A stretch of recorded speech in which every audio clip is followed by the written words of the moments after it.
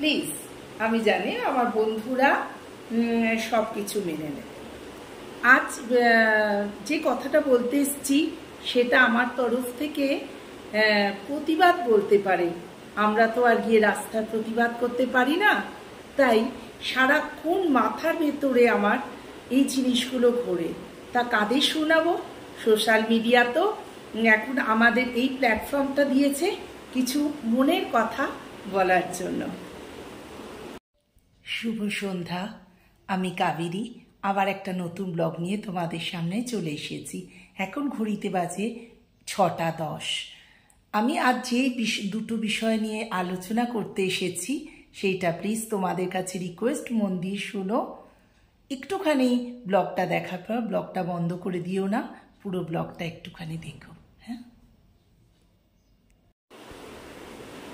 রোজকার মতো daily blog দিতে আজকে আমি আসি। আমার কিছু মনের কথা আপনাদের সাথে শেয়ার করতে এসেছি। অবশ্য আমার গলার অবস্থা খুব একটা ভালো নয়।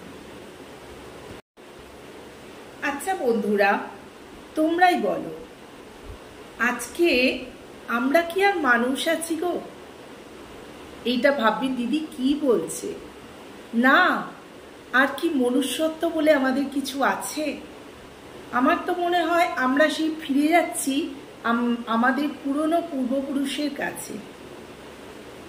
কারণ আমাদের ভগবান যিনি দুটো হাত দিয়েছেন, সবাইকে হাত জোড় করে প্রণাম করবার জন্য নয়। আমরা কি করি? এই দুটো হাত দিয়ে আমরা ভগবানের কাছে প্রণাম করি। আমরা আমাদের গুরুজন, যেমন মা, বাবা, আরো অন্যান্য গুরুজনের পায়ে হাত দিয়ে প্রণাম করি। কিন্তু এখন সেটা আর হচ্ছে না। যারা অসৎ, যারা আমাদের খারাপ কাজ করছে, যারা আমাদের ভালো রাখার নাম করে আমাদের ঠকাচ্ছে, যে সব মানুষ, তাদের পায়ে হাত দিয়ে আমরা প্রণাম করে আমরা কি ভাবছি? আমরা কৃতার্থ হয়ে গেলাম। আর সঙ্গে সঙ্গে একটা কথা বলছি, হ্যাঁ দাদা আমায় আশীর্বাদ করুন, আমি যেন এই কাজ করতে পারি। হরদম টিভিতে, সব জায়গাতেই দেখছি, শুধু টিভিতে কেন, রাস্তাঘাটে যেখানেই দেখছি, এই যে আমরা যে বাটার করে চলা, মানে বাটারিং যাকে বলে, আমরা এইসব মানুষের পায়ে হাত দিয়ে তাদের থেকে আশীর্বাদ চাইছি। এতটাই আমরা ছোট হয়ে গেছি। আমাদের আশীর্বাদ করবেন তো আমাদের ভগবান, তো ওনারা আশীর্বাদ করলে আমাদের সেই আশীর্বাদ ফল হবে? সব জায়গাতেই দেখছি, দিদি আমাকে আশীর্বাদ করবেন, আমার ছেলে যেন বড় হয়, দাদা আমাকে আশীর্বাদ করবেন, আমি যেন এই কাজটা সফল হই। ইনারা কি ভগবান? তার ভিতর তো অর্ধেক মানুষ অসাধু। তাদের পায়ে হাত দিয়ে আমাদের লজ্জা করে না? আমি সব মানুষ, মানে লোকেদের বলতে যাই, জনসাধারণের কাছে এই কথাটা রাখতে চাই। তাহলে আর ভালো মন্দের বিচার কি হলো?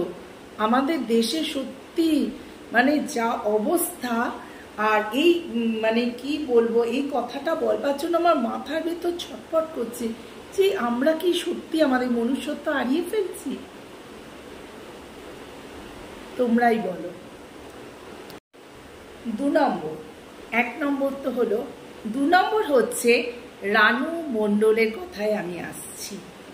এই যে ভদ্রমহিলা যিনি প্ল্যাটফর্মে বসে গান গেয়ে মানে ওনার জীবিকা অর্জন করতেন, হ্যাঁ, সেই রানু মণ্ডলকে মানে কি বলবো সামনে রেখে, যেহেতু সোশ্যাল মিডিয়া আমাদের একটা খুব ভালো প্ল্যাটফর্ম দিয়েছে, এই প্ল্যাটফর্মটা কাজে লাগানোর জন্য আমরা যারা ব্লগার আছি, প্রচুর ব্লগার ওনাকে মানে বিরক্ত করে বাড়ছেন এবং রীতিমতো অসম্মান করছেন। আমি ফেসবুকে দেখে না আমার মনে হচ্ছে, মানে মনটা এত ছটফট করছে, মনে হচ্ছে যে মানে যারা এই রকম ওনাকে নিয়ে কি বলবো মানে উপহাস্য করছেন, ওনাকে একটা হাস্যাস্পদ করে তুলছেন লোকের কাছে, সেইটাই আমরা মানুষরা দেখে হাজার হাজার ভিউ দিচ্ছি। তাহলে কি হলো? আমরা প্রকৃত মানুষ? বলুন তো বন্ধুরা? সে তার জীবিকা অর্জনের জন্য গান গাইত। হ্যাঁ, তাকে একসময় বলা হলো লতা কণ্ঠী। সে তো সোশ্যাল মিডিয়া তোলপাড়, এখন নতুন লতা কণ্ঠী হয়েছে। তাকে নিয়ে হিমেশ রেশমিয়া গান করলেন, স্টুডিওতে অ্যালবাম তৈরি করলেন, অনেক কিছু হচ্ছে। ঠিক আছে, যে যার লাইফ নিয়ে সে তার ভালো থাকুক। তার পেছনে গিয়ে তাকে হাস্যাস্পদ করে হাস্য কৌতুক যেমন হয়, লোকের সামনে হাসাতে আসে মানুষ, সেই রকম সবাইয়ের কাছে এন্টারটেনমেন্ট করে তোলার কি দরকার? উনি তো প্রচন্ড তিতি বিরক্ত। আমি দেখে না এত কষ্ট হচ্ছে, কিন্তু প্রতিবাদ করার তো জায়গা নেই। এই একটাই জায়গা বন্ধুরা, একটু শোনো কথাগুলো। তোমরা রাগ করে আমার মোবাইলটা অফ করে দিও না।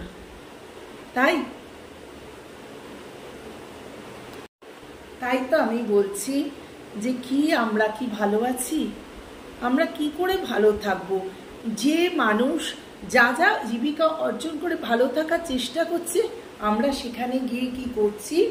ওনাদের নিয়ে আমরা আলাদা একটা হাস্যাস্পদ একটা কি বলবো একটা জায়গা তৈরি করছি, যেটা আমরা মানুষের সামনে, আমাদেরই সামনে, অন্য বন্ধুদের সামনে তুলে দিয়ে নিজেকে মনে হচ্ছে আমি কি মহান, কি ভালো ব্লগ করলাম, কত ভিউ পেলাম। আচ্ছা বন্ধুরা, সোশ্যাল মিডিয়া এই যে আমাদের এত সুন্দর প্ল্যাটফর্ম দিয়েছে, এটাকে ভালো করে কাজে লাগানো যায় না? এই আমার প্রশ্ন রইল তোমাদের কাছে। তোমরা এর উত্তর অবশ্যই আমাকে জানাবে। ডু লাইক, সাবস্ক্রাইব করে কাবেরী জীবন কথায় তোমাদের মতামত জানাটা আমার খুব দরকার। কমেন্ট করো বন্ধুরা, কমেন্ট করো, ইনবক্সে গিয়ে প্রচুর কমেন্ট করো। আমি কমেন্ট চাই। সত্যি আমরা কি আর মানুষ আছি? আমার তো মনে হয় মানুষ আর নেই, অমানুষ হয়ে গেছি আমরা। নমস্কার। আর তোমাদের মতামত জানাতে কিন্তু একদম ভুলবে না। কমেন্ট বক্সে আমি তোমাদের মতামত জানতে চাই। হ্যাঁ, কি গরম লাগছে, ফ্যানটা অফ করে আছি তো।